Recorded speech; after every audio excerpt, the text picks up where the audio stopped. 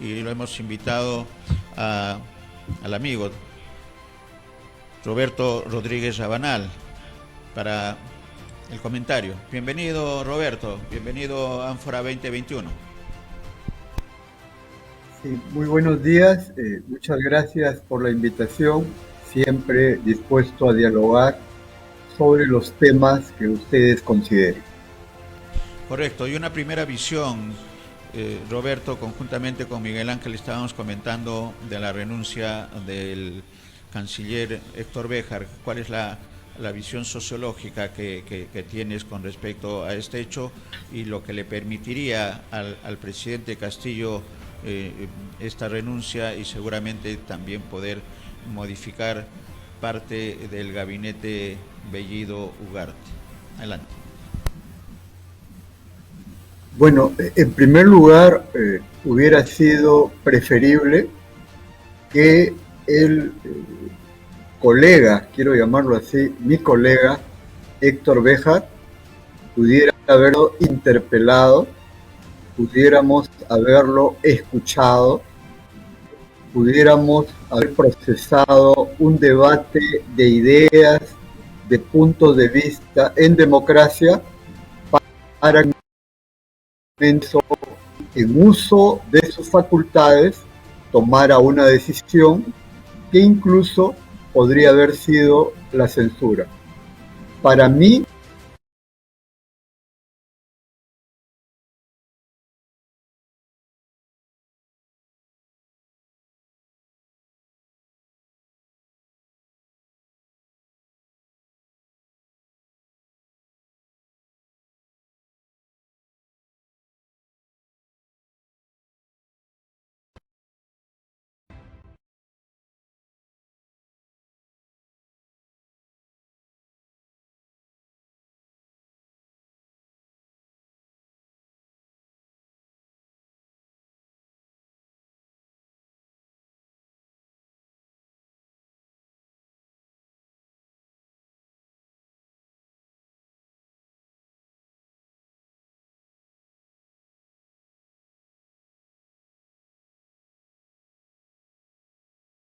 entiendo, cabe hacer una distinción. Fue la opinión del ciudadano Héctor Béjar, que como cualquier persona puede emitir una opinión. La opinión no la dio en el ejercicio de la función de canciller. Y esto no es una diferenciación adjetiva, sino que a uno tienen que juzgarlo en el ejercicio de su función. Porque si no, por ejemplo, al vicealmirante Montoya tendríamos que sentarlo en el banquillo porque firmó el acta de sujeción ante Vladimiro Montesinos. Lo hizo en 1999 y a mi modo de ver fue un episodio vergonzoso porque firmó un acta ante un traidor a la patria que hizo en su condición entonces, en los 70 de agente de la CIA, hizo uso de documentos oficiales para llevarlo al extranjero y sin embargo cogobernó con Fujimori y sobre eso parece que hay amnesia. Y en último lugar, que me parece importante, es sobre el tema del terrorismo. Yo he condenaré con todas mis fuerzas el terrorismo, venga de donde venga. Dentro de ello, si se trata de precisar, el de Sendero Luminoso y también el del MRTA, pero al mismo tiempo que condeno este tipo de acciones, he condenado en su momento la del Comando Rodrigo Franco, formado durante el gobierno de Alan García, y también el grupo Colina, creado por Fujimori y Montesinos, que asesinó en la Cantuta Saltos, y también he condenado una política general, pero sí acciones efectivos de las Fuerzas Armadas involucrados en matanzas, como el comandante Camión de la Marina, por ejemplo. Entonces, en nombre de la verdad histórica, hablemos completo, no a medias. Correcto, y en esa línea el papel de la Comisión de la Verdad creo que cobra vigencia, Roberto, que es las acciones. Ese es un primer elemento. El otro elemento es que lo que tú señalas es pegado a la verdad, es cierto, pero la pregunta que se formula la opinión pública y el ciudadano de a pie es: ¿por qué esto que estamos tratando en este momento hubo respuesta inmediata tanto de la Cancillería como del gobierno del presidente Castillo para decir las cosas? Hay un problema de comunicación evidentemente en el gobierno nacional que ha permitido el avasallamiento por parte de los medios, que ya conocemos la tendencia, pero ¿qué lecciones hay que sacar de esta situación? Y tercero, que el ciudadano Béjar tiene toda la libertad, ya no en su condición de ministro, para decir realmente lo que aconteció en esas expresiones y en qué contexto lo dijo. Todo eso en el comentario, Roberto. Bueno, por un lado, ¿cuál es el punto de partida? Es el siguiente: la noche del 6 de junio, casi a la medianoche, cuando Ipsos Apoyo hizo la proyección del conteo rápido y quedaba clara la diferencia. El profesor Pedro Castillo era el elegido como presidente constitucional de la República. Frente a ello, la señora Keiko Fujimori y el conjunto de fuerzas que le apoyan desconoció el resultado. Ese fue el primer capítulo. El segundo capítulo fue desde esa medianoche hasta el 19 de julio, día de la proclamación. Recordemos, han utilizado todo tipo de recursos que uno a uno fueron desbaratados, y esto formaba parte de un plan golpista en el cual se hizo visible también la presencia de Vladimiro Montesinos. Qué casualidad. Eso fue lo segundo.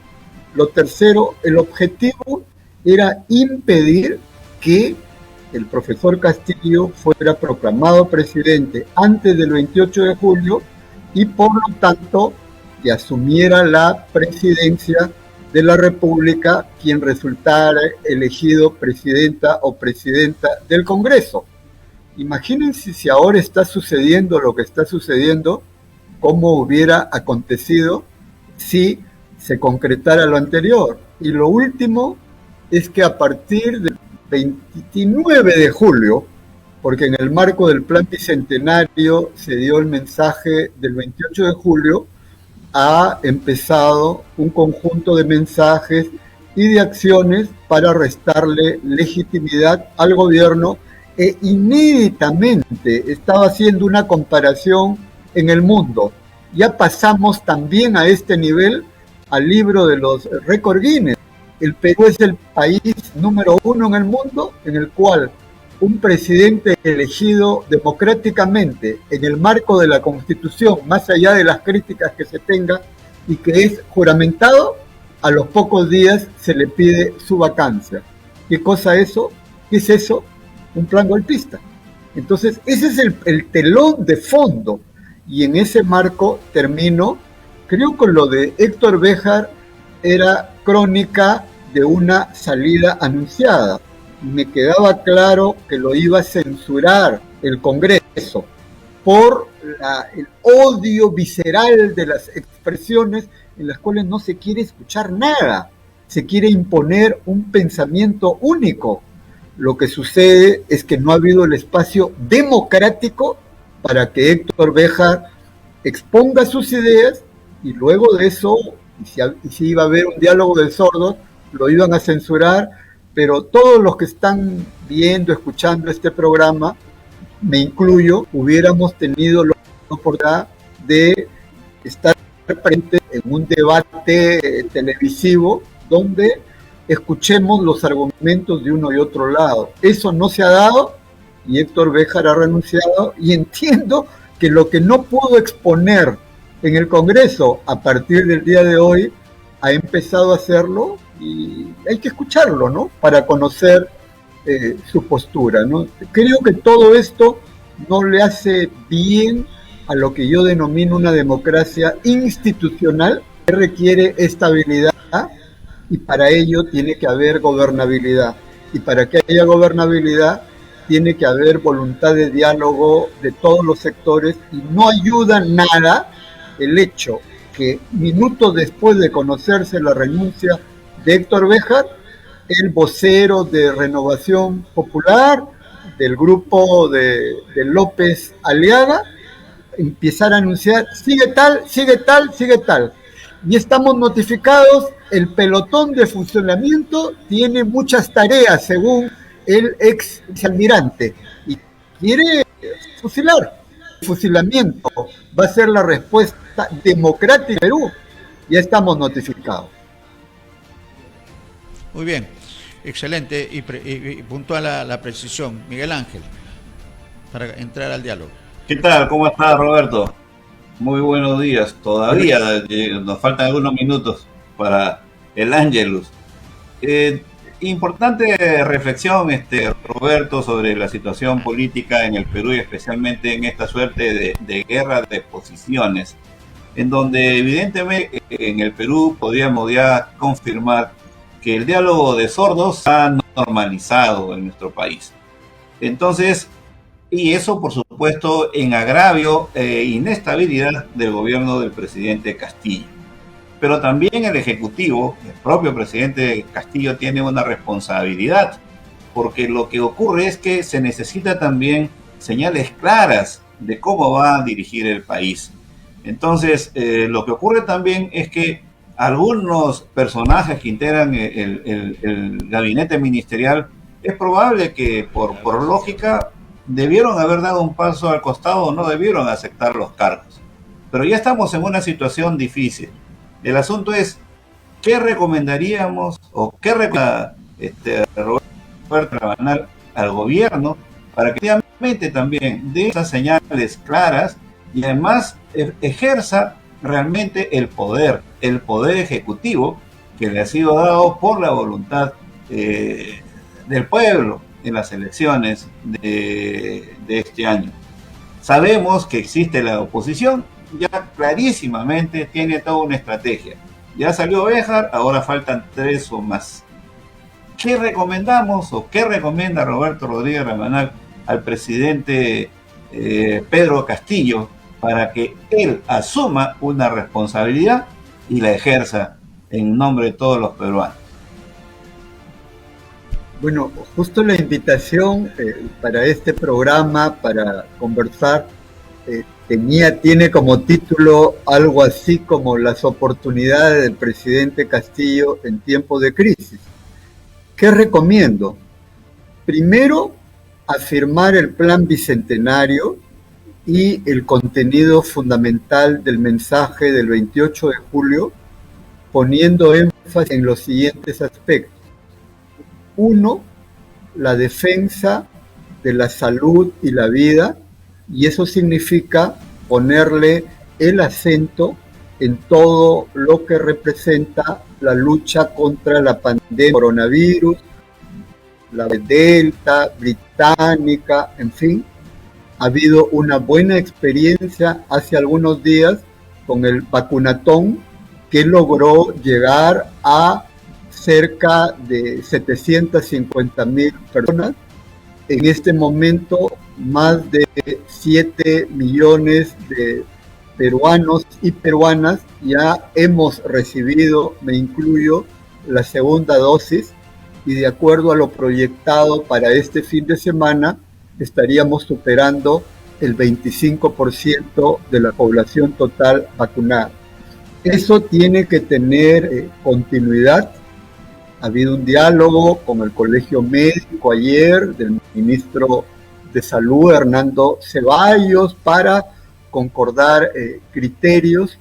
Creo que hay que estar muy vigilantes, el stock de vacunas se mantenga, y ha habido un vacío del gobierno de Sagasti. Pensábamos que ya había el stock suficiente, no es así. Creo que el gobierno anterior no tomó las previsiones, pero más allá de eso, hay que utilizar las distintas posibilidades de vacunas, y ponerse a discutir que si la rusa, la china, la norteamericana, no importa de qué color sea el gato, sino lo que interesa es que case ratones. Entonces, ahí hay una primera gran tarea a consolidar, porque lo primero es la salud y la vida, y simultáneamente lo que entiendo ya ha empezado es para poder trabajar más y mejor el nivel preventivo desde los espacios locales con la organización comunitaria, lo que se llama la atención primaria en salud, poder afianzarla.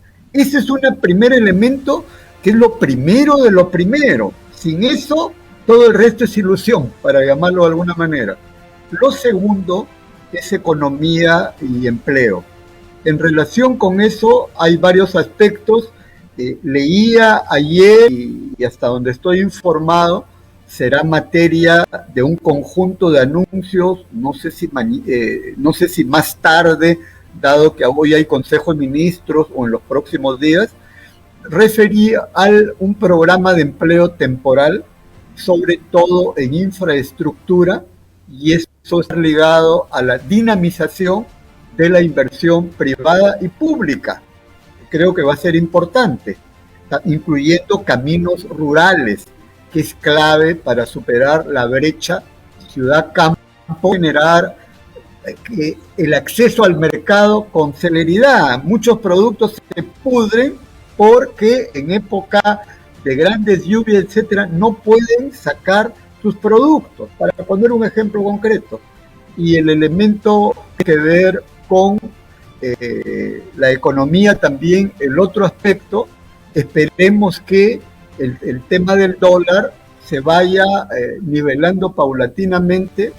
No hay una gran inflación como se quiere imitar, valga la palabra. He analizado comparativamente con otros países como Colombia, Argentina, entre otros, para señalar gobiernos de diferentes signos. Chile, y la inflación del Perú es mucho menor. Lo que pasa es que se quiere jugar y especular con los precios, y ahí evidentemente creo que tienen que tomarse las medidas. No estoy hablando de control de precios imperativo, pero sí de supervisión. Recordemos lo que hubo con las boticas, con el paracetamol, por ejemplo, el año pasado, en coronavirus, donde las boticas del señor Rodríguez Pastor llenaron sus bolsillos tremendamente, mostrando una bárbara indolencia. Entonces, esa es la segunda línea, y una tercera, contribuyendo a financiar los dos aspectos anteriores, para lo pretendiendo que para la vacuna se requiere 2.600 millones hasta fin de año, por lo menos, pero para generar mayores recursos hay que ser vigilantes para que, así como Buenaventura y Cerro Verde han empezado a pagar su deuda de larga data, de más de una década, y lo han hecho porque existe una ley penal tributaria que ni Fujimori, ni Toledo, ninguno la aplicó, pero saben que la aplicaría el profesor Castillo, que incluyen prisión entre 2 y 8 años, han empezado a pagar.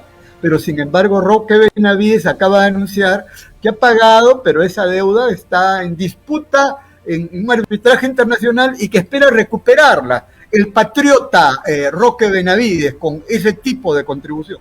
Y ahí tiene que haber una reforma tributaria, y en esta etapa de sobreganancias por el alto precio de los metales tendrá que dialogarse y concordarse con las empresas para que pueda haber un impuesto extraordinario. No para usted, para mí, nadie, sino para ese 0 punto no sé cuánto de grandes empresas que ganan una barbaridad, porque requerimos financiamiento, y esto implica el financiar el crédito a la pequeña microempresa y también al agro, entre otros, ¿no? Yo recomendaría esos 3 grandes aspectos, y uno cuarto, que el presidente defina vocería, para que haya un mensaje permanente de comunicación, de ida y vuelta con la población. Nosotros, como formo parte del Frente Nacional por la Democracia y la Gobernabilidad, soy parte del colegiado, hemos tenido una primera reunión con él. Estamos a la espera entre el día de hoy y mañana de una segunda reunión, donde buena parte de lo que acabo de manifestar ya lo tenemos por escrito para presentar propuestas, no como petitorio, no como pliego de reclamos, sino como propuestas para una agenda y un trabajo concertado, Estado, tres niveles de gobierno, sector privado y la sociedad organizada. De esa manera estamos siendo patria y estamos y no obstruyendo.